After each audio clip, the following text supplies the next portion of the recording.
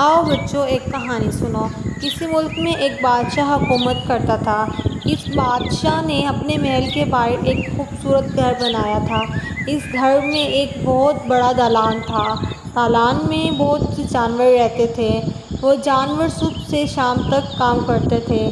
کام کرنے کی شرط یہ تھی کہ بادشاہ کی ملکہ خود کھانا پکا کر انہیں دوپہر کو کھلایا کرے، لیکن ملکہ بہت بڑی سست عورت تھی۔ ہر روز کوئی نہ کوئی بہانہ ڈھونڈ لیتی۔ کبھی کبھی ایسا بھی ہوتا کہ وہ سینے سے کھانا ہی نہ بناتی اور سب جانور بھوکے رہتے تھے۔ ایک دن کا ذکر ہے، ملکہ نے کھانا پکانے سے انکار کر دیا۔ جانور کام کرتے کرتے تھک گئے اور بھوک سے نڈھال ہو گئے۔ سب نے بادشاہ کے پاس شکایت کی۔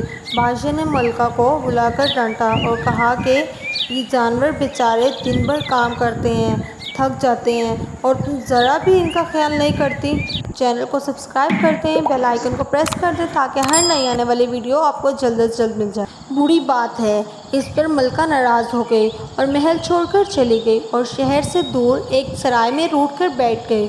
ادھر بادشاہ اور جانوروں کو ملکہ کے روٹھ کر چلے جانے پر بڑا افسوس ہوا۔ وہ ملکہ کے بغیر اداس تھے۔ کام میں ان کا جی نہیں لگتا تھا۔ آخر وہ سب کے سب مل کر بیٹھے اور مشورہ کرنے لگے کہ کسی نہ کسی طرح ملکہ کو واپس لانا چاہیے۔ صلاح ٹھہری کہ پہلے چڑیا کو بھیجا جائے گا۔ چڑیا نے پر پھڑپھڑائے اور اڑ گئی۔ اڑتی گئی یہاں تک کہ سرائے کی دیوار پر جا کر بیٹھ گئی اور ملکہ سے کہا، ملکہ صاحبہ، آپ ناراض نہ ہوں، آپ کو کسی طرح کی تکلیف نہیں دیں گے، خود ہی کھانے کا بندوبست کر لیں گے، آئیے محل کو چلیں۔ ملکہ نے کہا، بھاگ جاؤ، میں نہیں جاؤں گی۔ چڑیا بیچاری غم کی ماری لوٹ آئی۔ جانوروں نے جب یہ سنا کہ چڑیا ناکام لوٹ آئی ہے تو انہوں نے فیصلہ کے مطابق بلی کو بھیجا۔ بلی روانہ ہو گئی، چلتی گئی یہاں تک کہ سرائے میں داخل ہوئی۔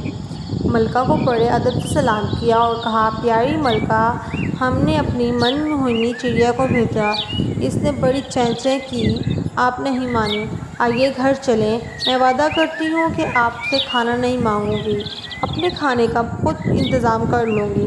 ملکہ نے کہا، نہیں، میں نہیں آؤں گی۔ بلی بیچاری مایوس ہو کر واپس آ گئی۔ اب چڑیا اٹھی، اس نے بھی جا کر ادب سے سلام کیا، پھر کہا، چڑیا نے چیں چیں کیا، آپ نہیں مانی، بلی نے میاؤں میاؤں کرتی آئی، آپ نہیں مانی، آپ نے انکار کر دیا، اب میں آئی ہوں، تشریف لے چلیے، میں اپنی نرم اور نازک دم سے آپ کو پنکھا جھیلوں گی۔ لیکن ملکہ پھر بھی نہ مانی۔ اب کوے کی باری آئی۔ وہ تیزی سے اڑا اور کیں کرتا سرائے میں ملکہ کے پاس پہنچا اور کہا، ملکہ حضور، چڑیا نے چیں چیں کی، بلی نے میاؤں میاؤں کی، چڑیا نے دم ہلائی، آپ پھر بھی نہیں مانی، آئیے میرے ساتھ آئیے۔ ملکہ نے پھر انکار کر دیا۔